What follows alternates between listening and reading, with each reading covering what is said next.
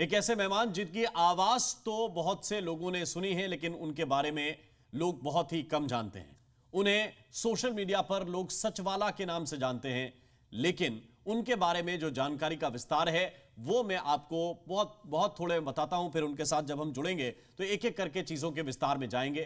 نام ان کا سچ والا ہے اور یہ ایکس مسلم ہیں، یعنی پہلے مسلم تھے، بعد میں انہوں نے اسلام چھوڑ دیا۔ قرآن ان کو منہ زبانی یاد ہے اور یہ ایسا بتاتے ہیں صاحب کہ 10-12 ورش کی عمر سے ہی ان کو قرآن اچھی طرح سے پوری طرح سے یاد ہے، لمبے وقت تک پڑھتے رہے، لیکن اب جا کر جب 60 برس سے زیادہ کی عمر ان کی لگ بھگ ہے تب جا کر انہوں نے اسلام کو چھوڑا ہے۔ سچ والا صاحب بہت بہت سواگت آپ کا زی نیوز پر۔ آپ کی آواز تو بہت سنی ہے لیکن آپ یہ چہرہ ڈھک کر کیوں بات کرتے ہیں، کھل کر کیوں نہیں بات کرتے؟ جی بھائی، آپ نے یعنی یہ اوسر دیا کہ میں اپنی بات آپ کے اس چینل پر رکھ سکوں، اس کا بہت بہت دھنیہ واد۔ دیکھیں، چہرہ ڈھک کر کیوں بات کرتے ہیں یا کھل کر بات کیوں نہیں کرتے؟ بات تو میں کھل کر کرتا ہوں لیکن چہرہ ڈھکنا یہ میری مجبوری ہے۔ اگر میں اپنا چہرہ نہ ڈھکوں تو یہ چہرہ باقی نہیں رہے گا۔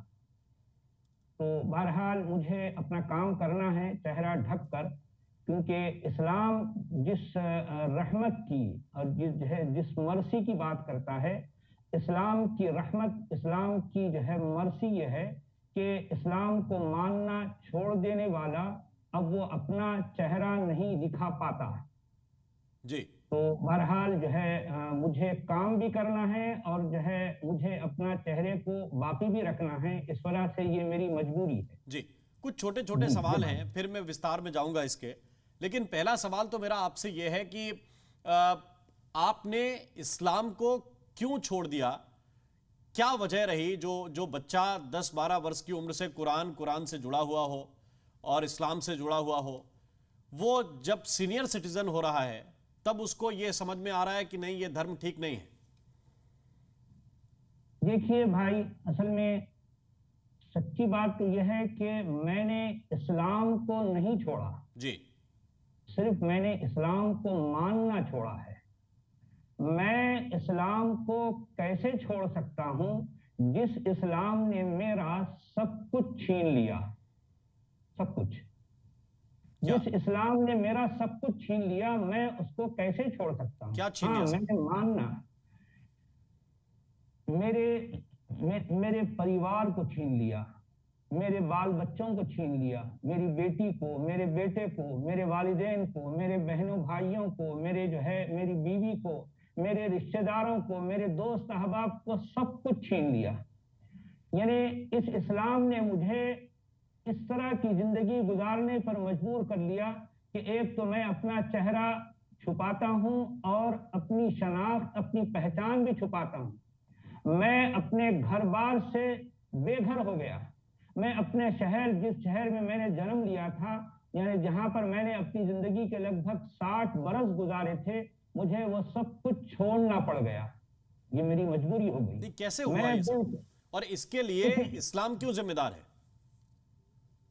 دیکھیے، بات یہ ہے، اسلام کے بارے میں جتنا بتایا گیا کہ اسلام از اے ریلیجن آف پیس، اچھا، یہ بات وہ ہے جس طرح سے ہم کہتے ہیں کہ ہاتھی کے ایک دانت تو ہوتے ہیں دکھانے کے، لیکن ہاتھی کے دانت وہ ہوتے ہیں جو اصل جو کھانے کے ہوتے ہیں۔ اسلام کے کھانے کے دانت وہ کبھی دکھائے نہیں جاتے۔ دکھانے کے دانت بڑے بڑے خوبصورت ہیں، بڑے اٹریکٹیو ہیں، تو لوگ صرف دکھانے کے دانت کو دیکھ کر لوگ اٹریکٹ ہو جاتے ہیں۔ میں چونکہ یہ کھائے جانے والوں کو جانتا تھا اور ان دانتوں میں کتنا زہر ہے، میں چونکہ جان چکا تھا، اب میں چونکہ گھر کا بھیدی بن گیا تھا۔ اسلام کی بات یہ ہے کہ جو اس کے گھر کا بھیدی ہوتا ہے اور اس کے بعد پھر اسلام کو ماننا چھوڑ دیتا ہے تو پھر اسلام اس کو نہیں چھوڑتا۔ اسلام اس بارے میں کہتا ہے کہ من بدل دینہ فاقتلوہ، جس کسی نے دین کو، جس کسی نے ریلیجن کو، جس کسی نے دھرم کو چھوڑا، اس کو قتل کر دو۔ اس کو قتل کر دو. یہ جی اسلام کا جو ہے نہیں، یہ جو کوٹ کر رہے ہیں آپ، اسلام کا حکم. مجھے دراصل عربی نہیں آتی اور بہت سے درشکوں کو بھی نہیں آتی ہوگی، جو یہ کوٹ کر رہے ہیں یہ کہاں لکھا ہے؟ جی یہ جو ہے صحیح حدیث، جس کو آتھینٹک حدیث کہا جاتا ہے، جی آتھینٹک حدیث میں یہ بات ہے کہ جس کو ہم بخاری کہتے ہیں، جس کو مسلم کہتے ہیں، جس کو ترمذی، آتھینٹک حدیثوں میں یہ بات آتی ہے. اور یہ حدیث کے جو ہے شبد ہیں لٹرلی، جس کا مطلب ہے جس کسی نے دھرم کو یا دین کو چھوڑا، ٹھیک ہے، اس کو پھر قتل کر دو. اچھا یہ کیوں قتل کرو؟ اس کی بات یہ ہے کہ اسلام جو ہے یعنی ایک شخص جان لیتا ہے اور اس کے بعد چھوڑ دیتا ہے، تو اس کا مطلب یعنی اب وہ جو ہے وہ گھر کا بھیدی بن گیا. اب یہ اسلام کی اندر کی بات وہ دوسروں کو بتائے گا. نہیں تو تو پھر پہلے اس آپ سے نے کہا کہ آپ دوسرے کے پریوار کو چھین لیا. سچوالا جی مجھے یہ بتائیے کہ پریوار کو کیسے چھین لیا؟ پریوار والوں نے آپ کو چھوڑ دیا اس کی وجہ سے، یا کچھ ایسا حادثہ ہوا؟ کیا ہوا؟ نہیں میں کہتا ہوں، دیکھیے کہ جس وقت میں اسلام کی جو ہے کریٹیکل سٹڈیز کر رہا تھا، ظاہر بات ہے میں تو بچپن ہی سے میں قرآن کو حفظ کیا ہوں. میں نے جو ہے جو مدرسے میں جو تعلیم ہوتی ہے، میرا اصل ایجوکیشن مدرسے کا ہے. جی مدرسے میں جو ہے میں نے تعلیم پائی ہے جس کو عالم کورس کہتے ہیں، ٹھیک ہے، مولوی یا عالم کورس ہوتا ہے. میں نے وہ تعلیم پائی ہے عربی میں. میری جو ہے وہ جو جس کو ہم میڈیم آف ایجوکیشن کہتے ہیں وہ عربی تھی، اردو تھی، ٹھیک ہے. تو جس زمانے میں تعلیم حاصل کر رہا تھا اس وقت میں بچہ تھا، جی لگ بھگ میری عمر جو ہے 14-15 سال ایسی کچھ تھی. تو اس کے بعد جو ہے میں 16 سال کی عمر میں جو ہے چونکہ قرآن جس طریقے سے میں جانتا تھا، پڑھتا تھا، تو میں یعنی اپنے ایریا، اپنے جو ہے جو میں سٹی کا نام نہیں لوں گا، اس جی سٹی سے میرا سلیکشن ہوا. مکہ میں ایک انٹرنیشنل جو ہے ایک کانٹیسٹ ہوتا ہے قرآن کے حفظ کا اور قرات کا، اس میں میرا سلیکشن ہو گیا. تو میں اپنے جو ہے اپنے دیش کی جو ہے ریپرزنٹیشن کے لیے میں مکہ ایک as a student, under 16 student جو ہوتے ہیں ان میں میرا سلیکشن ہو گیا. اس آپ وقت یعنی میری ہندوستان سے مکہ گئے؟ جی ہاں، ہندوستان سے مکہ، اور جو ہے یہ سعودی حکومت کے خرچ پر میں جو ہے اپنے دیش کی نمائندگی، اپنے دیش کی ریپرزنٹیشن کے لیے میرا سلیکشن ہوا. اس زمانے میں میری عمر جو ہے 16 سال تھی. تو میں مکہ گیا. وہاں پر ہم جو ہے ٹوٹل لگ بھگ 29 ڈیز رہے، یعنی 21 دن جو ہے میں مکہ میں رہا اور 7 دن مدینہ میں رہا، 2 دن جدہ میں رہا. تو اس طرح سے جو ہے دیکھیں یہ مکہ میں جب جو ہے اپنے قرآن کے جو ہے اس کانٹیسٹ میں میں جو ہے جس طرح سے ڈیمونسٹریٹ کرتا تھا، قرآن کو پڑھتا تھا، جی تو یعنی اس وقت مجھے بہت سے انکریجیس پرائزز بھی ملے. اور ایک اور بہت خاص بات یہ ہوئی کہ جسے ہم کعبہ کہتے ہیں، آپ نے بھی ضرور دیکھا ہوگا، مکہ میں ایک جو ہے کمرے کی شکل میں بنا ہے. جی جی وہ اس کعبہ میں ہر کوئی نہیں جا سکتا، اندر جانے کی بات. تو میں اور میرے جتنے پارٹیسپینٹ تھے ان سب کو اندر جانے کا اوسر ملا. یہ یوں سمجھیے کہ اسلام میں بہت بڑا آنر ہے، بہت بڑا آنر ہے. یعنی جب میں مکہ سے واپس آیا تو میرے خاندان کے بڑے بڑے بزرگ لوگ، یعنی میری عمر صرف 16 سال ہے اور خاندان کے بڑے بڑے بزرگ لوگ مجھے گود میں اٹھاتے اور میرا ماتھا چومتے تھے. یعنی اتنا بڑا آنر ملا. اور ظاہر بات ہے کہ میں کعبہ کے اندر گیا، 6 رکعت نماز پڑھا، اور پھر جو ہے وہاں سے مجھے بہت سے پرائزز ملے، انکریجیس پرائزز. تو میں وہاں سے آنے کے بعد، ٹھیک تو میں بچہ تھا، 16 سال کی جی عمر جی تھی، اور جو ہے یہ ایمان کا سلسلہ چل رہا ہے. اور میں جو ہے میں اپنے علاقے کی مسجد میں نماز بھی پڑھاتا رہا، تراویح کی نماز اور جو ہے دوسری نماز.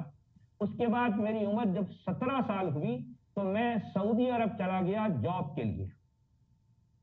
تو میں قرآن کا یا عربی کا کیلیگرافسٹ ہوں، میں جو ہے فری ہینڈ کیلیگرافی کرتا ہوں.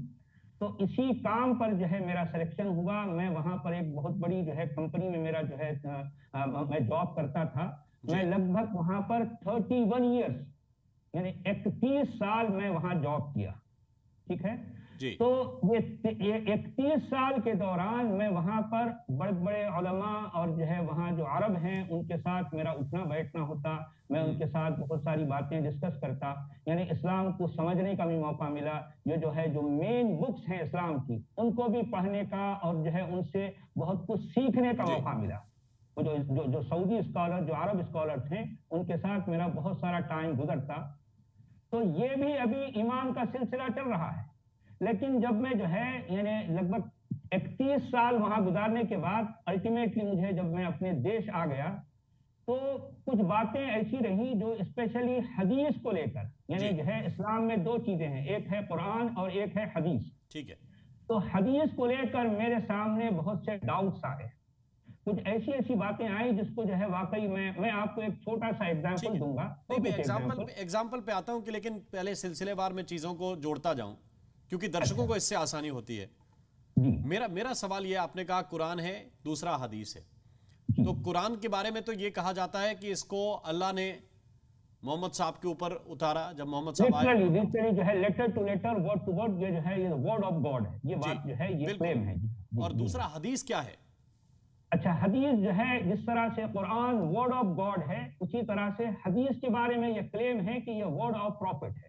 جی محمد صاحب نے کہا. پروفٹ میں جی ہاں پروفٹ محمد کا یہ جو ہے جو جس کو پروفٹ محمد کہا جاتا ہے ان کے ورڈز ہیں، یہ ان کی سیئنگز ہیں، یہ کلیم کیا جاتا ہے. جی جی تو اب میں یہ سیئنگز کا جو ہے ظاہر بات ہے اس میں بہت ساری کتابیں ہیں، لگ بھگ جو ہے 50 کتابیں کہہ سکتے ہیں. تو میں اپنے مدرسے میں اپنے جامعہ میں یہ کتابیں پڑھتا بھی تھا، لیکن جو ہے کئی موقعوں پر مجھے کچھ باتوں کا ڈاؤٹ ہوتا تھا.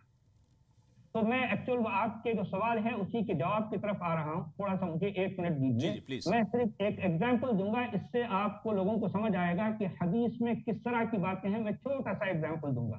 جس وقت میری عمر جو ہے لگ بھگ 15 سال ہے، 14-15 سال، میں اپنے مدرسے میں پڑھ رہا ہوں. ہمارے جو استاد ہیں، ہمارے جو ٹیچر ہیں، وہ حدیث پڑھا رہے ہیں. تو حدیث پڑھانے کے دوران انہوں نے ایک حدیث پڑھائی، تو اس میں یہ لکھا ہے کہ رسول اللہ یعنی پروفٹ آف اسلام یعنی ان کے سامنے ایک پینے کی کوئی چیز ایک کٹورے میں پیش کی گئی، وہ پینا ہی چاہتے تھے، اس میں مکھی گر گئی. تو پروفٹ نے کیا کیا، اپنی انگلی سے اس مکھی کو پوری طرح سے ڈبویا اندر، اس کو اس طرح سے نکالا اور مکھی کو پھینکا اور وہ دودھ پی گئے. تو یہ بات یعنی میرے لیے سن کر میں عجیب سا مجھے لگا، یار یہ کیسے پروفٹ ہیں، یہ پروفٹ ایسے کرتے ہیں. لیکن میں جو ہے میں اسی سمے جو ہے میں اپنے ٹیچر سے پوچھا کہ مولانا کیا رسول اللہ ایسا کرتے تھے، تو کہ یہ بات جو ہے واقعی ایسا ہے. تو وہ مولانا جو ہے ناراض ہو گئے. جی تو کہنے لگے تو جو ہے اس وقت میں چپ ہو گیا، زیادہ نہیں، کیونکہ میں اپنی کلاس میں میری ایج سب سے کم تھی، میں بہت کم عمر تھا، میں چپ ہو گیا. لیکن اس کے چند مہینوں بعد وہی استاد جو ہے بیٹھے ہیں اور جو ہے حدیث کا درس دے رہے ہیں. ان کو یہ ہوتا ہے کہ دن میں ایک بار چائے پیش کی جاتی ہے، وہ چائے والا آتا ہے، چائے دے کر چلا جاتا. تو لٹرلی یہ ہوا کہ ان کو چائے پیش کی گئی کپ میں، اب وہ کپ میں چائے پینا ہی چاہتے ہیں، اس میں مکھی گر گئی. اب جی انہوں نے جو ہے شور مچانا شروع کیا، ارے چائے والے کو بلاؤ، چائے والے کو بلاؤ. تو لڑکے گئے چائے والے کو بلائے، کہنے لگے یار اس میں مکھی گر گئی ہے، پھینکو جو ہے دوسری چائے لاؤ. تو چائے والا وہ چائے پھینک دیا، دوسری چائے لا کے دیا، چائے پینے لگا. تو میں حیرانی سے ان کو دیکھ رہا مولانا کو. میں نے کہا کہ مولانا رسول اللہ تو مکھی گرا ہوا مشروب پی لیتے تھے، آپ نے پینے سے انکار کیوں کر دیا؟ اب آپ بتائیے، ایک بچہ ہے جس کی عمر ابھی 15 سال ہے، نہیں، یہ سوال کیا. کیا آپ وہ حدیث کوٹ کر سکتے ہیں جس کا آپ ذکر کر رہے ہیں؟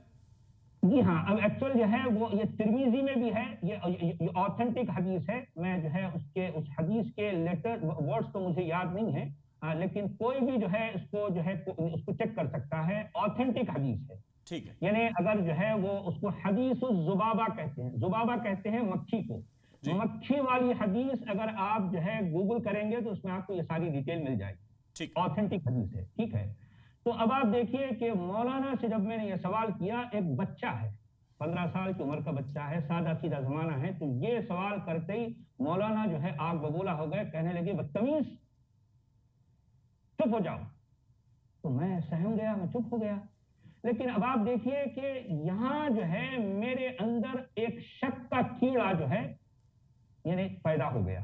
اب آپ دیکھیے کہ شک وہ کیڑا ہے جو کبھی نہیں مرتا، ہمیشہ زندہ رہتا ہے، بلکہ ٹائم ٹو ٹائم اس کیڑے کے بچے، اس کی جو ہے بال بچے ہوتے ہیں، پھیلتا رہتا ہے. جی تو یہی چیز تھی کہ جو ہے وقت کے ساتھ ساتھ جو میرے اندر یہ سوالات ابھرنے لگے، تو ایک ٹائم یہ آیا کہ میں نے حدیث کے ذخیرے کو ماننے سے انکار کر دیا.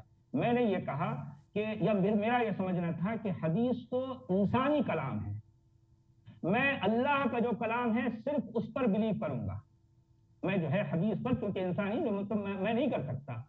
تو یہی بات تھی لگ بھگ آج سے 6 سال پہلے کی بات ہے، جب میں نے حدیث کے ذخیرے کو ماننے سے انکار کر دیا تو میرے پریوار والوں نے مجھے چھوڑ دیا، کیونکہ جب میں حدیث کو ماننے سے انکار کروں تو اس کا مطلب یہ ہے کہ میں نماز نہیں پڑھ سکتا، میں جو ہے میں روزہ نہیں رکھ سکتا، کیونکہ یہ ساری چیزیں حدیث میں ہیں، قرآن میں نہیں۔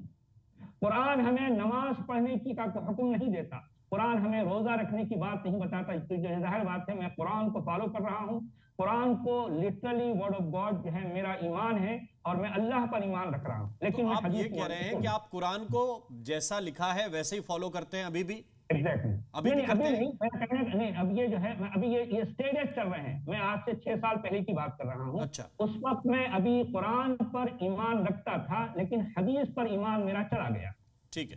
تو صرف اس وجہ سے نہیں تو کیول ایک بات بتائیے، کیول ایک حدیث کے ایک کوٹ جس میں مکھی والا آپ نے ذکر کیا، کیول اس کی وجہ سے آپ نے حدیث کو اپنے حساب سے خارج کر دیا، یا پھر کہ کئی اور چیزیں ایسی تھیں؟ نہیں، بہت ساری باتیں ایسی ہیں، کتنی ایسی، اب جو ہے میں اب اگر کچھ باتیں ڈائریکٹلی جو ہے بتاؤں تو شاید ہمارے مسلمان بھائیوں کو جو ہے دکھ ہوگا، میں صرف اشارہ دینا چاہتا ہوں، اور بہت سے مسلمان بھائی آج کی تاریخ میں حدیثوں کا انکار کرنے لگے ہیں، اور مجھے لگتا ہے کہ یہ ایکس مسلم کی کوشش کا نتیجہ ہے، یہ ایسا ہو گیا ہے آج کی تاریخ میں، مگر میں جو بات کر رہا ہوں آج سے لگ بھگ 6 سال پہلے، تو اس سمے جب میں نے حدیثوں کا انکار کیا تو اس کارن میرے پریوار والوں نے یہ دیکھا، کیونکہ ان کے علماء، ان کے اسکالر نے یہ کہا کہ اگر ایک شخص حدیث کا انکار کرتا ہے تو وہ نماز نہیں پڑھتا، روزہ نہیں رکھتا، تو پھر حدیث میں یہ بھی کہا گیا ہے کہ من ترک الصلاۃ متعمدا فقد کفر، یعنی جس کسی نے جان بوجھ کر نماز کو چھوڑا اس نے گویا کہ کفر کیا اور کافر ہو گیا۔ تو اس کارن جو ہے اب یہ میرے جو ہے یعنی میرے پریوار، اسپیشلی میری وائف کو، ان کے علماء، ان کے اسکالر نے یہ بتایا کہ جو شخص نماز نہیں پڑھتا وہ گویا کافر ہو گیا، اور تم اگر کافر کے ساتھ رہتی ہو تو اس کا مطلب تم اس کے ساتھ جو ہے ایڈلٹری کر رہی ہو، تم زنا کر رہی ہو جی، تم اس کے ساتھ سنبندھ نہیں رہ سکتی۔ تو اس کارن یہ سارے کے سارے لوگ ایک ایک کر کے چند مہینے، چند جو ہے 1 سال کے اندر اندر سب لوگوں نے ٹوٹلی میرے ساتھ بائیکاٹ کر لیا۔ نہ صرف بائیکاٹ نہیں کیا بلکہ حدیث میں یہ بھی آتا ہے کہ میرے پتا جی نے اور میری بہنوں نے یہ کہا کہ یہ تو شکر ہے کہ تم بھارت میں ہو، اگر تم کسی پاکستان یا اسلامی دیش میں ہوتے تو تمہاری گردن کاٹ دی جاتی، کیونکہ تم نے اسلام کو چھوڑا ہے، تم بچ گئے اس لیے کہ تم بھارت میں ہو، اگر تم بھارت میں نہیں کسی اسلامی دیش میں ہوتے تو تمہاری گردن کاٹ دی جاتی۔ یہ ان کا لٹرلی میرے پتا جی کا، میری بہنوں کا کہنا تھا، کیونکہ وہ حدیث کو فالو کر رہے ہیں۔ نہیں، لیکن ایک بات بتائیے، ابھی آپ بول رہے ہیں، آپ کی آواز، آپ کی بات چیت سوبھاوک کہ پریوار والے جانتے ہوں گے، خطرہ تو ابھی بھی ہے کہ نہیں؟ جی ہاں، خطرہ تو ہے، اب اتنا ہے کہ پھر بھی میں کہہ سکتا ہوں کہ میں بھارت میں ہوں، ایٹ لیسٹ میں اسلامی دیش سے اسلامی دیشوں سے کمپیریٹیولی میں سیف ہوں، مگر پھر یہ مسئلہ یہ ہے جوخم کیوں مول لے رہے ہیں؟ اب ایسا ہے نا میرے بھائی کہ دیکھیں، یعنی اسلام کی ریئلٹی آخر کب تک دنیا کے سامنے نہ آئے، آنا تو ہے نا۔ ٹھیک، تو پہلے فیز میں آپ کو لگا کہ حدیث میں کئی ایسی باتیں ہیں جو نہیں مانی جا سکتی، آپ قرآن پہ یقین رکھتے رہے، پھر کیا ہوا؟ جی ہاں، اچھا، تو میرے پریوار والے اس وقت مجھے چھوڑے جس وقت ابھی میرا جو ہے قرآن پر اور اللہ پر یقین ہے، اس وقت انہوں نے مجھے چھوڑا، ٹھیک ہے۔ یعنی لوگ یہ سمجھتے ہیں کہ شاید میں آج جو جیسا ہوں اس وجہ سے چھوڑا، نہیں، میں آج سے 6 سال پہلے کی بات کر رہا ہوں، اس وقت ابھی قرآن پر میرا اور جو ہے اللہ پر میرا یقین ہے، اس وقت کی بات ہے۔ اچھا، جب یہ چیز ہو گئی تو میں نے جو ہے اب جو پریوار والوں نے چھوڑ دیا تو میں بالکل تنہا ہو گیا، یعنی جس طرح کی زندگی میں گزارتا تھا تو میں اللہ کے سامنے راتوں کو اٹھ کر لٹرلی روتا تھا، وہ باتیں، وہ دور، وہ زمانہ، وہ راتیں مجھے یاد آتی ہیں تو مجھے آج بھی رونا آتا ہے۔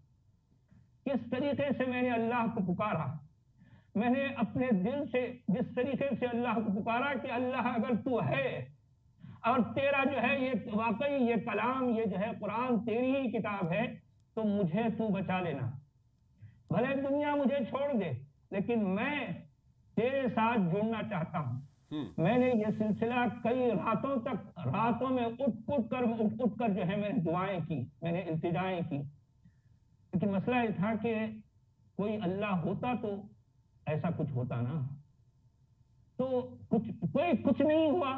تو میں نے جو ہے پھر حدیث کا ذخیرہ تو میں چھوڑ دیا تھا، میں نے پھر قرآن پر فوکس کرنا شروع کیا کہ بھائی دیکھیں. تو میں یہ سوچتا تھا کہ میں اپنے آپ سے سوال کرتا تھا کہ میں ایک ایسی چیز کو چھوڑ رہا ہوں جسے میں سمجھتا ہوں کہ جو ہے یہ حدیث ہے، لیکن بات یہ ہے کہ جن ہاتھوں سے حدیثیں ہم تک پہنچی ہیں انہی ہاتھوں سے قرآن ہم تک پہنچا ہے. تو میں نے اپنے آپ سے سوال کیا، میں ایک چیز کو چھوڑ رہا ہوں لیکن دوسری چیز کو کیوں پکڑا ہوا ہوں؟ یہ سوال میں نے اپنے آپ سے کیا. تو یہ سوال جب کیا تو میں جو ہے قرآن پر فوکس کرنا شروع کیا، یعنی کریٹیکلی. دیکھیں بات یہ ہے کہ ایک آدمی جب تک ماننے کی پوزیشن میں ہوتا ہے تو ہر چیز کو مانتا چلا جاتا ہے، لیکن جب آدمی جو ہے ماننے کو جو ہے بازو رکھ کر جاننے کے لیے جو ہے جب قدم بڑھاتا ہے تو وہاں اس کے سامنے کوئی اور ہی دنیا ہوتی ہے.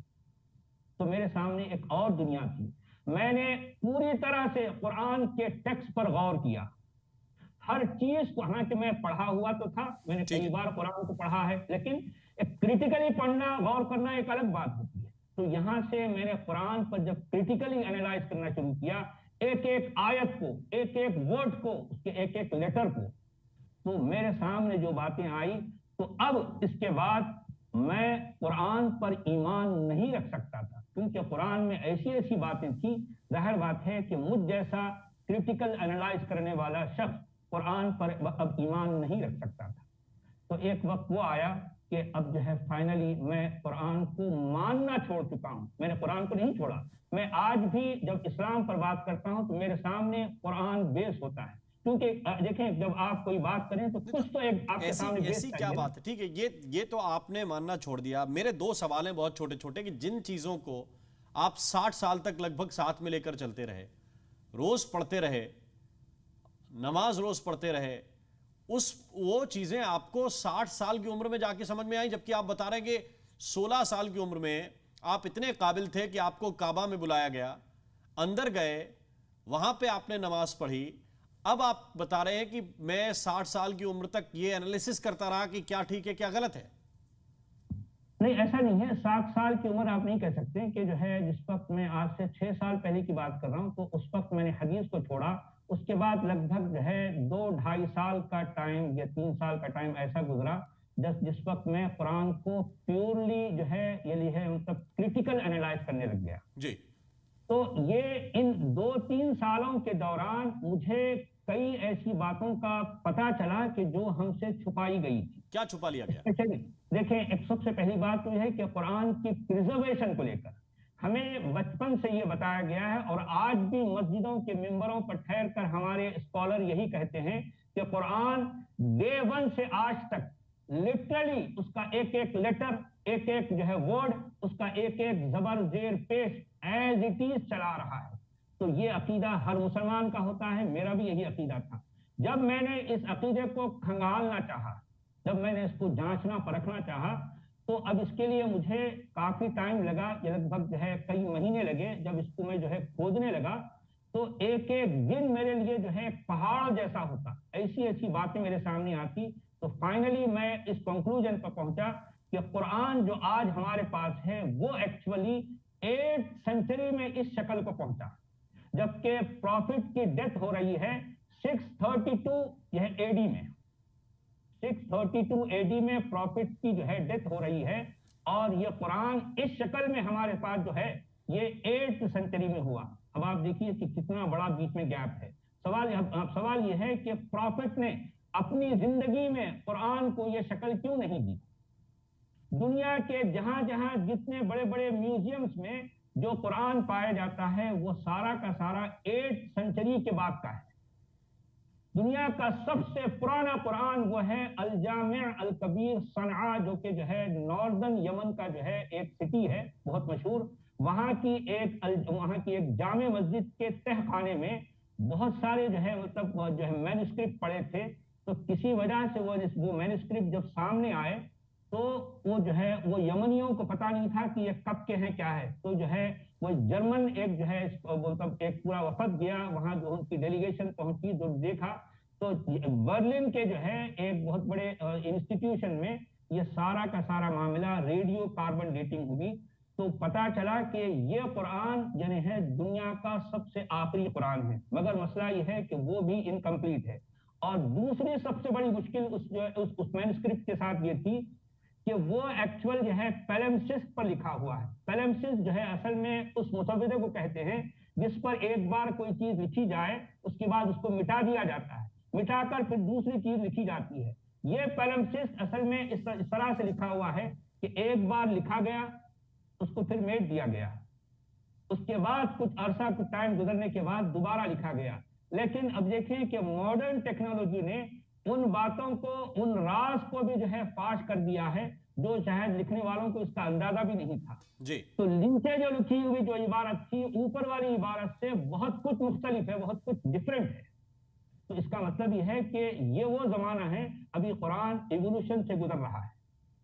قرآن کے بارے میں جتنی باتیں بتائی جاتی ہیں وہ ساری کی ساری غلط ہیں، یعنی جو ہمارے پاس لٹرلی جو گراؤنڈ ریئلٹیز ہیں اس کا کنکلوژن یہ ہے کہ قرآن یہ جو ہے ایوالو ہوتا ہوا اس شکل کو پہنچا، اور یہ ہے اس کے پاس ہمارے پاس ہارڈ ایویڈنس ہے۔ یعنی آپ یہ دعویٰ کر رہے ہیں کہ جو یہ کہا جاتا ہے کہ اللہ نے جو کہا، اللہ کی سیدھی بات قرآن میں لکھی ہے، یہ ایسا نہیں ہے، یہ انسان کی لکھی ہوئی ہے، یہ لوگوں نے لکھا ہے۔ بات جو ہے میں اپنا میرا اپنا چینل لیکن وہ پھر بھی میرا ایک سوال یہ ہے کہ آپ کو کچھ فیکٹس پہ دقت ہے، کسی آیت پہ کوئی دقت ہے، یا پھر کیول آپ نے یہ مان لیا کہ چونکہ یہ کسی نے لکھی ہوگی؟ سوابھاوک ہے کہ اگر زمین پر کسی نے پڑھی ہے تو کسی نے تو لکھی ہوگی، اب وہ اللہ نے لکھی ہے یا انسان نے لکھی ہے وہ آپ کے لیے بحث کا وشے ہو سکتا ہے، لیکن کسی نے تو لکھی ہے۔ یقین کیوں نہیں رکھ رہے؟ میں نے پھر کہا، آپ نے کہا کہ 60 سال نہیں، میں 50 سال اس کو لگا لیتا ہوں عمر کو، لیکن پھر بھی آپ نے پڑھتے رہے، آپ عالم دین کی طرح بچوں کو پڑھاتے رہے، پھر کیا ایسا آپ نے اس میں پا لیا اس انالیسس کے دوران کہ آپ کو لگا کہ نہیں اب اس کے بارے میں کھل کر بات کرنی چاہیے، بھلے ہی چہرہ ڈھک کے کرنی پڑے؟ دیکھیے بات یہ ہے کہ ایک چیز ہے جب جس کے بارے میں یہ کہا جائے، یہ کلیم ہو، یہ کلیم یہ ہو کہ یہ جو کتاب، یہ جو کلام ہے، یہ literally letter to letter word to word اس کی طرف سے ہے یا اس کا کلام ہے جس کو خالق کائنات یعنی مطلب کریٹر آف دی یونیورس کہا جاتا ہے۔ اب آپ سوچئے کہ یہ کلیم بذات خود کتنا ہیوی ہے، یعنی یوں سمجھیے کہ کلیم یعنی ہمارا پربت سے بھی زیادہ بھاری بھرکم ہے، لیکن جب آپ اس کے ایویڈنس پر جو ہے جائیں گے تو جب میں دیکھتا ہوں کہ بھئی اتنا بڑا جو ہے بھاری بھرکم کلیم ہے تو اس کا ایویڈنس کیا ہے، اس کتاب کے اندر کیا ایویڈنس ہے، اس کتاب کے باہر یا اس کتاب کو لے کر جو ہسٹری جڑی ہوئی ہے اس میں کیا ایویڈنس ملتا ہے۔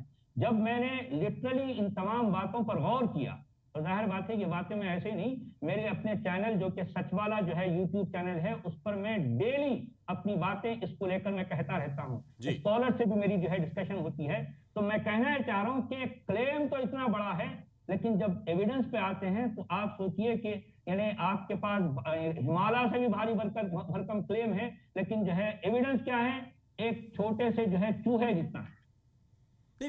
لیکن میرا سوال یہ ہے کہ دیکھیے دھرم تو جو ہے آستھا کا وشے ہے، دھرم آستھا کا وشے ہے، بہت سی چیزیں ایسی ہیں جو انسان کے سامنے ایویڈنس کے روپ میں نہیں ہو سکتی کیونکہ ہم ان کو مانتے ہیں ایک مانیتا کے روپ میں۔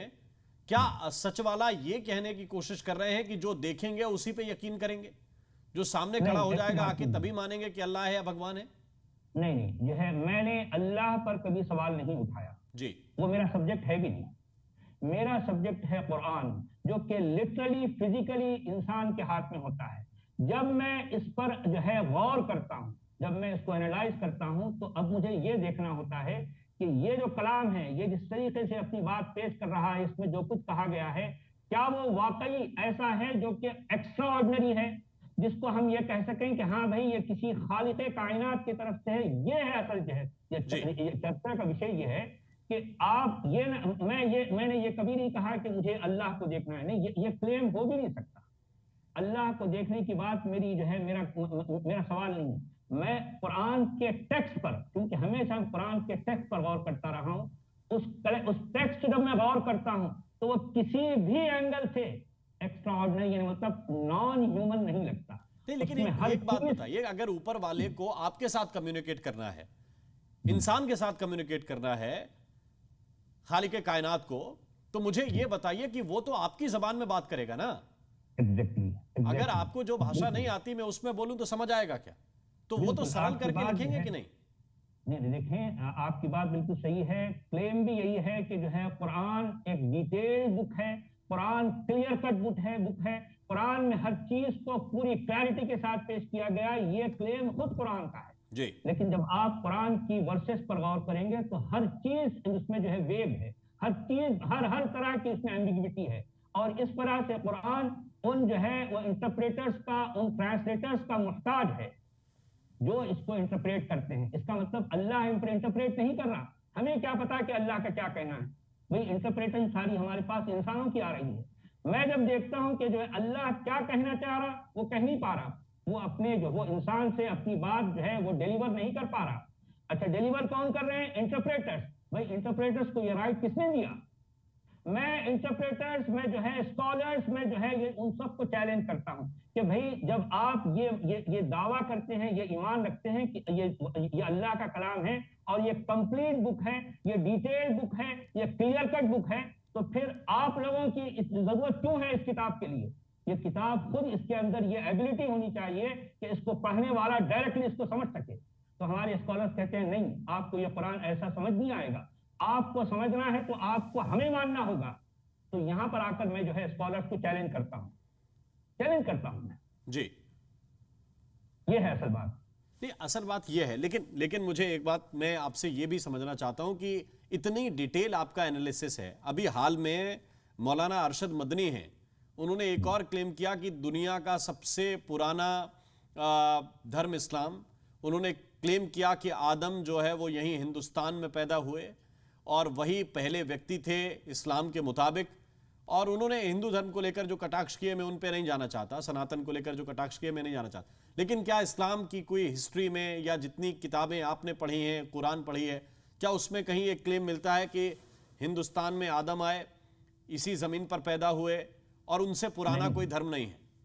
نہیں، دیکھیں یہاں دو باتیں جو ہیں گڑبڑ کر دی گئی ہیں. ایک بات یہ ہے کہ قرآن یہ کہتا ضرور ہے کہ پہلا انسان آدم ہے، کیونکہ اللہ نے آدم کو بنایا مٹی سے اور اس میں اپنی روح، اپنی جان ڈالی، تو پھر وہ جو ہے مطلب ایک انسان بن گیا. اس طرح کی باتیں ہمیں قرآن میں ملتی ہیں. لیکن قرآن ہو یا کوئی بھی آتھینٹک حدیث میں یہ ریفرنس کہیں بھی نہیں ملتا کہ آدم بھارت میں آئے تھے. ایسا کہیں نہیں. کوئی بھی آپ کو، میں جو ہے یہ تو پوری دنیا کے اسکالر کے سامنے یہ کر، میں ایک چھوٹا آدمی ہوں، میں یہ چیلنج تو نہیں کرتا، میں کہہ سکتا ہوں کہ جو ہے یہ مجھے نہیں ملا. اگر کوئی میرے سامنے یہ بات رکھے تو میں اس کی بات قبول کرنے کے لیے تیار. مجھے تو آج تک نہیں ملا. میں نے آج تک کبھی جو ہے میری زندگی کا اتنا بڑا ٹائم میں نے عرب میں گزارا ہے، کسی عرب اسکالر کو یہ کہتے نہیں سنا کہ جو ہے آدم بھارت میں آئے تھے. کہیں کسی سے نہیں، کسی سے بھی. وہاں کلیم کیا ہے؟ عرب میں کیا کلیم ہے؟ کہاں آئے تھے آدم؟ نہیں، ظاہر بات ہے آپ کو حدیث سے یا قرآن سے یہ ریفرنس کہیں بھی نہیں ملتا کہ آدم کہاں آئے تھے. صرف قرآن میں اتنا آتا ہے کہ اللہ نے آدم کو اوپر کہیں جنت میں کہیں رکھا تھا، پھر وہاں سے آدم اور ان کی بیوی حوا کو زمین پر بھیجا گیا، اتارا گیا. یہ بات ہمیں قرآن میں ملتی ہے. لیکن زمین میں کس جگہ؟ ظاہر بات ہے زمین کوئی چھوٹی گلی، کوئی محلہ نہیں ہے نا. جی، ظاہر بات ہے زمین تو پورا ایک گلوب کیا ہے. سمے کو لے کر ذکر ہے کہ کب کس سمے اتارا گیا؟ نہیں، نہ تو سمے کا ذکر ہے نہ جگہ کا ذکر ہے. زمان اور مکان کو لے کر قرآن بالکل خاموش ہے. قرآن تو قرآن، حدیث بھی آپ کو اور کسی آتھینٹک حدیث سے یہ ریفرنس نہیں ملتا کہ آدم بھارت میں آئے تھے. اس کا سرے سے کوئی ثبوت نہیں. اگر کوئی ثبوت ہے تو میرے سامنے آتھینٹک حدیث یا قرآن کی کسی ورد سے جو ہے کبھی پیش کریں. صرف ون سائیڈڈ بات کہہ دینا اور سننے والے صرف بدھو کی طرح سنتے رہیں، یہ بات مجھے بہت کھٹکتی ہے. کہ دیکھیں اس طرح کی باتیں پبلک پلیٹ فارم پر کی جائیں اور جو ہے وہاں آ کر اس طرح کے کلیم کیے جائیں اور سننے والے چپ رہیں. ارے بھائی، یہ آج کے دور میں سچوالا جیسے ہزاروں لوگ ہیں، ایکس مسلمس ہیں، یہ اس طرح کی باتیں سن کر سچوالا جیسے لوگ چپ نہیں رہیں گے، سچوالا جیسے لوگ سوال اٹھائیں گے، پوچھیں گے کہ مولانا آپ یہ جو کہہ رہے ہو اس کا ثبوت کیا ہے، جی اس کا کیا ایویڈنس ہے؟ یہ ظاہر بات ہے سچوالا بھی انہی لوگوں میں سے ہے، سچوالا بھی پوچھ رہا ہے کیا ثبوت ہے؟ ثبوت کوئی نہیں ہے، کوئی ثبوت نہیں ہے، سرے سے کوئی ثبوت نہیں ہے، یہ ہے سب بات۔ نہیں، لیکن اگر اس تھیوری پہ چلیں گے تو بہت سے دھرم ایسے ہیں جن کو لے کر پرشن اٹھ جائے گا، کیونکہ الٹیمیٹلی آپ بالکل انیشیل اسٹیج پہ جانے کی کوشش کریں گے تو شاید آپ کو ہر جگہ مشکل ہوگی، تو ہر جگہ پرشن اٹھتے رہیں کیا؟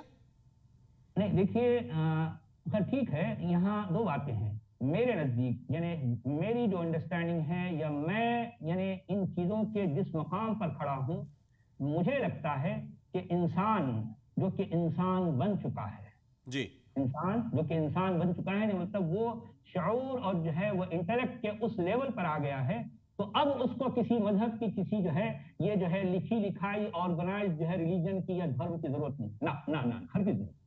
دیکھیں یہ دین دھرم یا دین جو ہے یہ مذہب کیا ہوتا ہے اصل میں، یہ وہ جھنجھنے ہیں، وہ کھلونے ہیں جو بچوں کے کام آتے ہیں۔ یہ بچہ جب بڑا ہو جائے تو اب ان کی ضرورت نہیں ہے اس کو، تو میری بات ان لوگوں کے لیے ہے جو آلریڈی انٹلیکٹ کے اس لیول پر پہنچ چکے ہیں، جو ابھی اس کے نیچے ہیں، ٹھیک ہے بھائی، ان کی آستھائیں، ان کا ایمان، ان کا عقیدہ ٹھیک ہے چلتا رہے، مجھے اس سے کوئی جو ہے کسی کے آستے سے کوئی جو ہے کوئی اعتراض نہیں ہے، میں صرف یہ کہتا ہوں کہ آپ کا یا میرا اگر کوئی ماننا ہے، کوئی عقیدہ ہے، تو وہ عقیدہ میرے پاکٹ میں، میرے گھر کے اندر ہونا چاہیے، اس کو روڈ پہ نہیں آنا ہے۔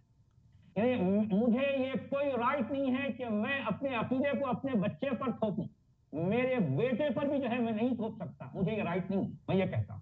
جی میرا بیٹا بھی جو کرے گا وہ اس کی اپنی سوچ، اس کو جو صحیح لگے گا وہ کرے گا، جی مجھے یہ رائٹ نہیں ہے کہ میں اپنی بات کسی اور پر تھوپوں۔ لیکن اسلام کی پرابلم یہ ہے کہ وہ اپنی بات ہر کسی پر تھوپتا ہے اور ججمنٹل ہو جاتا ہے اور کہتا ہے کہ یہی اللہ کا حکم ہے اور یہ پوری دنیا اللہ کی بنائی ہوئی ہے اور ہم چونکہ اللہ کے ماننے والے ہیں اس لیے یہ دنیا پر ہم حکومت کریں گے اور یہ دنیا کے ہم مالک ہیں، یہاں پر ہمارا مالکانہ جو ہے استحقاق ہے، اور دوسرے سارے دھرم والے، دوسرے ساری کمیونٹی جی والے لیکن اس کے ساتھ ایک سوال یہ بھی ہے کہ یہ تو آستک اور ناستک کی لڑائی ہو گئی، آپ کہہ رہے ہیں کہ انٹلیکٹ کے لیول پہ پہنچنے کے بعد آپ کو یہ لگے گا کہ دھرم جھنجھنا ہے، جی اور یہ جھنجھنا بجایا جاتا رہا پچھلے 40-50 سال جب تک کہ آپ انٹلیکٹ کے لیول پہ نہیں پہنچے، جی ہاں لیکن جو دوسرے عالم دین ہیں، جو دوسرے دھرماچاریہ ہیں، وہ یہ کہتے ہیں کہ ایک سمے کے بعد آپ کو اوپر والے کو سمرپت کر دینا چاہیے۔ ایک کانسیپٹ یہ بھی ہے کہ 50-55 سال آپ اپنی سامانیہ زندگی جی لیجیے، اس کے بعد خدا کے لیے آپ اپنے آپ کو رکھ دیجیے، جیسے ہندو دھرم میں کہتے ہیں کہ اس میں آپ بھجن پوجن کریں بعد میں۔ پہلے تو جی میرے بھائی، پہلے تو ہمیں یہ جاننا پڑے گا کہ خدا آخر ہے کیا، جی کہ اس کا فیصلہ یا اس کی جو ہے اس کی ڈیفینیشن آج تک کوئی نہیں دے سکا، کوئی نہیں بتا سکا کہ خدا کیا ہے، کوئی نہیں بتا سکا۔ تو دیکھیں، خدا کو ماننا، میں کسی کو ماننے سے روک نہیں رہا ہوں، کوئی ماننا چاہے مانو، میرا اس کے ماننے سے کوئی اعتراض نہیں ہے نا، کوئی آپتی نہیں ہے، میں صرف یہ کہہ رہا ہوں کہ آپ کا ماننا کسی اور کو جو ہے کوئی ہرٹ، کوئی جو ہے نقصان نہیں پہنچانا چاہیے۔ آپ کا ماننا روڈوں کو آ کر بلاک کر دے اور جو ہے روڈ پر آپ جو ہے اپنے ماننے کو لے کر جو ہے آپ لوگوں کے راستے پر روک دیں گے، آپ جو ہے لوگوں کی کیا، یہ نہیں ہونا چاہیے، یہ نہیں ہونا چاہیے، یہ نہیں ہونا چاہیے، یہ میرا کہنا ہے۔ ٹھیک ہے، لیکن کئی جگہ جیسے ISIS ہے، کئی جگہ جیسے ہم نے دیکھا لشکر طیبہ ہے، انڈین مجاہدین بھی ایک بیچ میں IM کا نام بھی آیا، اس میں تو پھر یہ کانسیپٹ کیوں آتا ہے کہ جہاد کرنا ہے، جہاد کے نام پر یواؤں کو بھڑکا کر ان کو ایک طرح سے آتنکوادی میں کنورٹ کر دیا جاتا ہے، یہ کیسے ہوتا ہے؟ کیا آپ کو لگتا ہے کہ اس کے لیے وہ انسان ہی ذمہ دار ہیں جو غلط طریقے سے انٹرپریٹ کرتے ہیں ان باتوں کو، یا واقعی یہ لکھا ہوا ہے جس کو اللہ کی بات کہہ کے لوگوں کو سمجھایا جاتا ہے؟ نہیں، اسپیشلی جہاد کے بارے میں کبھی بھی مس انٹرپریٹیشن نہیں ہوتی، جہاد جو کچھ ہے، جیسا کچھ ہے قرآن میں اس کو ویسے ہی بتایا جاتا ہے، بلکہ بھارت میں مس انٹرپریٹیشن اس طرح سے ہوتی ہے کہ جہاد نہیں کرنا ہے یا جہاد آج کی تاریخ میں ضروری نہیں ہے، یہ مس انٹرپریٹیشن بھارت میں ہوتی ہے۔ لیکن جہاں جہاں اس کو رائٹلی انٹرپریٹ کیا جاتا ہے، جیسا جو ہے ISIS ہے بوکو حرام ہے، القاعدہ ہے یا طالبان جو ہے نا وہ یعنی اگر آپ قرآن پر غور کریں گے تو ریئل مسلم ہیں، وہ جو ہے ہیپوکریٹ نہیں ہے، وہ لوگ منافق نہیں ہیں، وہ جو کچھ قرآن کے ٹیکسٹ میں جو ہے اس کو ایز اٹ از فالو بھی کرتے ہیں، وہ ایز اٹ از اس کو اڈاپٹ بھی کرتے ہیں، وہ لاگو بھی کرواتے ہیں۔ تو اس کا مطلب یہ ہے کہ قرآن جیسا کچھ ہے، اگر کوئی آدمی یہ کہہ رہا ہے کہ جہاد کرنا ہے اور جہاں جہاں جس طرح سے ہوتا ہے، لٹرلی قرآن یہی کہہ رہا ہے، یہی کہہ رہا ہے۔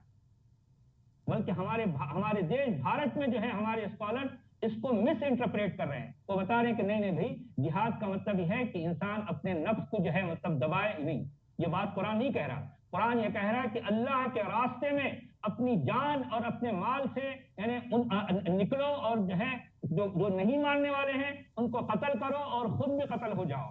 اگر تم ان کو قتل کر کے آؤ گے اور زندہ آؤ گے تو تم غازی کہلاؤ گے، اور اگر تم مر گئے تو تم شہید کہلاؤ گے۔ اور شہید کے لیے ہے کہ اس کا کوئی حساب کتاب نہیں ہے، اور جو ہے جنت میں اس کا جو ہے اس کا داخلہ ڈائریکٹلی ہے، وہاں حوریں اس کا جو ہے سواگت کریں گی۔ یہ بات ہے قرآن میں، اس طرح کے ہے نہیں۔ تو میں آپ سے یہ جاننا چاہتا ہوں کہ اب آپ جو کر رہے ہیں، جن باتوں پہ چرچا کر رہے ہیں، اس کے پیچھے آپ کے اب جیون کا ادیش کیا ہے؟ کیونکہ عام آدمی کے جیون کے کچھ ٹارگٹ ہوتے ہیں، کچھ لکشیہ ہوتے ہیں کہ ہم نے جو جیون پایا ہے ہم کچھ تو اچھا کر کے جائیں۔ آپ کے جیون کا کیا لکشیہ ہے؟ آپ ڈر بھی رہے ہیں، چہرہ بھی چھپا رہے ہیں، اور آپ ایسی بات بھی کر رہے ہیں جس کو لے کر ذرا سی بات ایک کہہ دی گئی، اس کے بعد سر تن سے جدا کنارے لگے، مرڈر بھی ہو گئے۔ جی نہیں، دیکھیں ایسا ہے کہ قرآن کی ریئلٹی یا اسلام کی ریئلٹی کا دنیا کے سامنے آنا ضروری ہے، اور یہی میرا لکش ہے کہ یہ چیز جیسی ہے، اسلام جیسا ہے ایز اٹ از، یا قرآن جیسا ہے ایز اٹ از، وہ دنیا کے سامنے آئے۔ اس کے بعد اب ماننے والوں کی مرضی۔ میں کسی سے یہ نہیں کہتا کہ تم اسلام کو چھوڑو، یہ کہنے والا یہ رائٹ مجھے نہیں، میں نہیں کہتا اسلام کو چھوڑنے کی یا قرآن کو چھوڑنے کی بات میں نہیں کرتا۔ میں کہتا ہوں کہ قرآن کی ریئلٹی جان لو۔ میں مسلمانوں سے ڈیلی کہتا ہوں کہ بھائی قرآن کے قریب آؤ، قرآن کو پڑھو، ڈائریکٹلی سمجھو، اور جو ہے اپنے اسکالر کا دامن چھوڑو۔ لیکن ہمارے اسکالر کیا کہتے ہیں؟ قرآن سے اپنے مسلمانوں کو دور لے جانا چاہتے ہیں۔ ان کو پتا ہے کہ جو آدمی قرآن کے قریب آئے گا تو پھر اب وہ مسلمان نہیں رہے گا، کیونکہ قرآن کی ریئلٹی جاننے کے بعد میں اب اس کے پاس اس کے دل میں ایمان نہیں رہتا۔ میں ایک آخری سوال آپ سے کرتا ہوں، اور وہ سوال یہ ہے کہ کون سی وہ 5 باتیں ہیں، ذرا مجھے شارٹ میں سمجھائیے گا، کون سی وہ 4-5 باتیں ہیں جن کو پڑھنے کے بعد آپ کو لگا کہ نہیں اب یہ راستہ ٹھیک ہے جو آپ نے اب چن لیا ہے؟ یعنی مطلب قرآن میں پڑھنے کی بات کہہ رہے ہیں؟ جی قرآن میں نہیں، دیکھیے سب سے پہلی بات تو یہ کہ یعنی جتنا میں نے قرآن پر غور کیا وہ مجھے اللہ جسے کہا جاتا ہے اس کا کلام نہیں لگا۔ ٹھیک ہے، نہ تو لٹرلی لگا، اور نہ جو ہے جب آپ اس کو پڑھتے ہیں تو جو ہے وہ کسی بھی اینگل سے نہیں لگا۔ یہ ایک بات ہوگی۔ دوسری بات، جس کو دنیا پروفٹ سمجھتی ہے اور اس پر ایمان لاتی ہے، مجھے وہ شخص سچا نہیں لگا۔ یعنی دیکھیں کہ پورے کے پورے یعنی آتھینٹک اسلامک لٹریچر میں اس شخص کے بارے میں یہ کہیں نہیں لکھا ہے کہ وہ شخص الصادق الامین یعنی سچا تھا، ٹرسٹ پڑتی تھا، ایسا کہیں نہیں ملتا، کہیں بھی نہیں جی، پورے قرآن میں نہیں اور پورے آتھینٹک لٹریچر میں نہیں۔ تو ایک ایسا شخص جو کسی زمانے میں کہیں گزر گیا، لگ بھگ آج سے جو ہے 1400-1500 سال پہلے، جس کے بارے میں ہمارے پاس لٹرلی کوئی جو ہے انفارمیشن نہیں ہے، اس کے لیے ایک جو ہے جو شخص دنیا میں نہیں ہے، جو مردہ ہے، اس کے لیے لوگ زندہ انسانوں کا خون بہا دیتے ہیں۔ یہ بات مجھے بہت کھلتی ہے جی، کیونکہ جس کے بارے میں آپ کے پاس کوئی لٹرلی انفارمیشن نہیں ہے، جتنی باتیں ہیں ساری کی ساری سنی سنائی ہیں، جی، ساری کی ساری کہیں سنی باتیں، اس کو بنیاد بنا کر انسان جو ہے زندہ انسان کو مار ڈالتے ہیں۔ یہ دوسرا پوائنٹ۔ تیسرا پوائنٹ یہ ہے کہ خود اس کتاب کے بارے میں جس طرح سے میں نے کہا کہ اس کے جب یہ لٹرلی کوئی اللہ کا کلام کسی بھی اینگل سے نہیں ہے، تو ظاہر بات ہے اب ہم دیکھیں گے کہ بھی اس میں جو باتیں لکھی ہیں کیا ہمارے لیے ان کو ماننا ضروری ہے۔ ظاہر بات ہے جو ہے جب آپ نے دیکھ لیا کہ یہ چیز جو ہے کسی اللہ کا یا کسی جو ہے سپریم بینگ کا کلام نہیں ہے، تو یہ کیوں ضروری ہے کہ ہم اس کتاب کو ایز اٹ از فالو کریں؟ ٹھیک ہے، ہم اس کو پڑھیں گے، اگر اس میں کہیں کوئی اچھی بات ہے تو اس کو لے لیں گے، اور جو باتیں اچھی نہیں ہیں ان کو رد کر دیں گے، ان کو جو ہے ریجیکٹ کر دیں گے۔ تو یہ چیز ہمارے اسکالر نہیں کہتے، آپ کو جب آپ ماننا ہے تو اس کی ایک ایک چیز کو ایز اٹ از ماننا ہے۔ ٹھیک ہے، تو یہاں پر آ کر جو ہے مجھے بہت بڑا اختلاف ہوتا ہے۔ اور چوتھی بات یہ ہے کہ جسے ہم مکہ کہتے ہیں، جس سٹی کو مکہ کہا گیا ہے، اس سٹی کے بارے میں نے جتنا کچھ ہسٹوریکلی جو ہے اس کو جو ہے چیک کیا، اس کے بارے میں اسٹڈی کی، وہ سٹی آپ کو 7 سینچری سے پہلے اس کا کوئی وجود نہیں تھا، اس کا آپ کے پاس کسی بھی اینگل سے کوئی جو ہے آپ کے پاس کوئی ایویڈنس نہیں ہے۔ ایون قرآن بھی جس جگہ ظاہر ہوا، جس جگہ اپیئر ہوا، وہ خود بھی مکہ نہیں ہے، یہ بات خود قرآن سے ثابت ہوتی ہے۔ اس کو میں نے اپنے چینل پر کئی بار لوگوں کے سامنے پیش کیا ہے، کیونکہ اب میں نے آپ نے سوال کیا تو میں نے اس کو شارٹ میں بریفلی بتا دیا، لیکن جن لوگوں کو ان بارے میں جو ہے یہ جو کچھ میں کہہ رہا ہوں جانکاری کرنا ہے تو میرے چینل پر وزٹ کریں، سچ والا یوٹیوب پر یہ چینل ہے، اس پر آئیں، میں اپنی بات جو ہے کھل کر بتاؤں گا اور ایک ایک ایویڈنس میں دوں گا۔ جی ٹھیک ہے، تو یہ سچوالا صاحب یہ جو آپ نے تمام باتیں کہی ہیں، میں عربی کا یا قرآن کا کوئی جانکار نہیں ہوں، لیکن یہ آپ کی رائے بھی ہے۔ میں اتنا ضرور کہوں گا، کیونکہ یہ سارے لوگ جو کہتے ہیں، جو آپ نے بھی بات کہی کہ اگر اسلام کو سچے معنوں میں جاننا ہے تو آپ کو قرآن پڑھنی چاہیے، اور قرآن پڑھنی چاہیے، اور قرآن پڑھنے کے بعد ہی آپ سچوالا جی کی کوئی بات سمجھیں یا مانیں، اپنی رائے تب بنائیں جب آپ اس پستک کو پڑھ لیں، کسی کے کہے سنے پر آپ کو نہیں جانا چاہیے۔ یہ سچوالا صاحب آپ کی جو نجی رائے ہے، جو آپ نے کہا، یہ آپ تک سیمت ہے، لوگ اس کو مانیں یا نہ مانیں یہ ان کے اوپر ہے، اور میں پھر کہوں گا کہ قرآن پڑھیں، قرآن پڑھنے کے بعد ہی اپنی کوئی رائے آپ بنائیں۔ اور میں یہ بھی یہاں اسپشٹ کرنا چاہتا ہوں کہ ان کی رائے سے، سچوالا جی کی رائے سے زی نیوز کا سمبند نہیں ہے، یہ ان کی نجی رائے ہے، ان کے ادھین پر آدھارت ہے، ان کی مانیتا پر آدھارت ہے، اور اگر آپ کو اپنی کوئی رائے بنانی ہے تو کسی کے کہے سنے پہ بالکل نہ جائیں۔